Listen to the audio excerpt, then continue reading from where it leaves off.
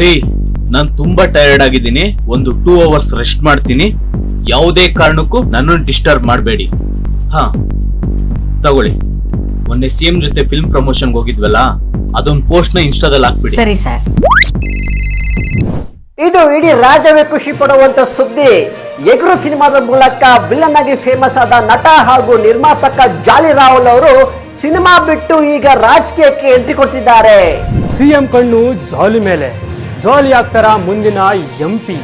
ಸಿಂಹದ ಮುಂದೆ ತೊಡೆ ತೊಡ್ತಾರ ಜಾಲಿ. ಕೇಳೋಣ ಬನ್ನಿ ಏನ್ ಹೇಳ್ತಾರೆ ಕ್ಷೇತ್ರದ ಜನರು. ಸರ್, ನನ್ನ ಜಾಲಿ ಅಣ್ಣನ ದೊಡ್ಡ ಅಭಿಮಾನಿ ಸರ್ ನಾನು.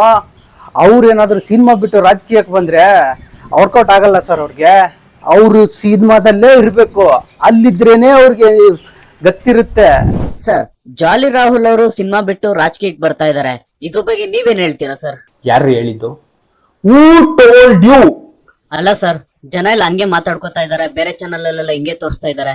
ತೋರ್ಸ್ಕೊತಾರೆ ರೀ, ಮಾತಾಡ್ಕೋತಾರೆ ರೀ. ಸಿನಿಮಾದಲ್ಲಿ ಗೆದ್ದಿದ್ ಮಾತ್ರಕ್ಕೆ ರಾಜಕೀಯದಲ್ಲೂ ಗೆಲ್ಲಕ್ಕಾಗತ್ತಾ? ಕೆಲಸ ನೋಡ್ರಿ. ಆಲ್ ರೈಟ್, ಮುಂದಕ್ಕೆ ಹೋಗೋಣ. ಏನ್ ಗುರು, ಜಾಲಿ ನಮ್ ಪಕ್ಷಕ್ಕೆ ಬರ್ದೆ ಬೇರೆ ಪಕ್ಷಕ್ಕೆ ಹೋಗ್ಬಿಟ್ರಲ್ಲ. ನಾನು ಇನ್ಮೇಲೆ ಅವ್ರ ಫ್ಯಾನು ಅಲ್ಲ, ಅವ್ರ ಫಿಲಮು ನೋಡಲ್ಲ. ಹೋಗಿ ಹೋಗಿ ನಮ್ ಪಕ್ಷಕ್ಕೆ ಬರ್ಬೇಕಾ?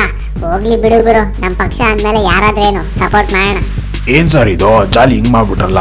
ನೆಕ್ಸ್ಟ್ ಮಂತ್ ಸಿನಿಮಾ ಇಟ್ಕೊಂಡು ರಾಜಕೀಯಕ್ಕೆ ಹೋಗ್ತಿದಾರಲ್ಲ. ಸದ್ಯ 1 month ಮೊದಲೇ ಗೊತ್ತಾಯ್ತಲ್ಲ, ಕೊಟ್ಟಿರೋ ಅಡ್ವಾನ್ಸ್ ನ ಇಸ್ಕೊಂಡು ಬೇರೆ ಹೀರೋನ ಹಾಕೊಳ್ಳೋಣ. ಸರಿ ಸರ್. ಸರ್ 2 hours ಅಲ್ಲಿ ಏನೇನಾಗಿದೆ ನೋಡಿ ಸರ್. ಏನ್ರಿ ಆಯ್ತು?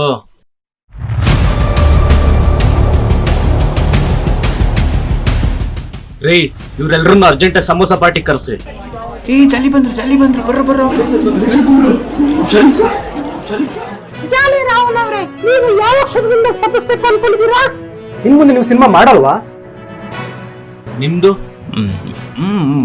ಉತ್ತರ ಕೊಡಿ ಸರ್. ಹೇಳಿ ಸರ್. ಮೊದ್ಲು ನನ್ ಪ್ರಶ್ನೆಗೆ ನೀವುಗಳು ಉತ್ತರ ಕೊಡಿ. ಏನ್ ಕೇಳಿ ಸರ್?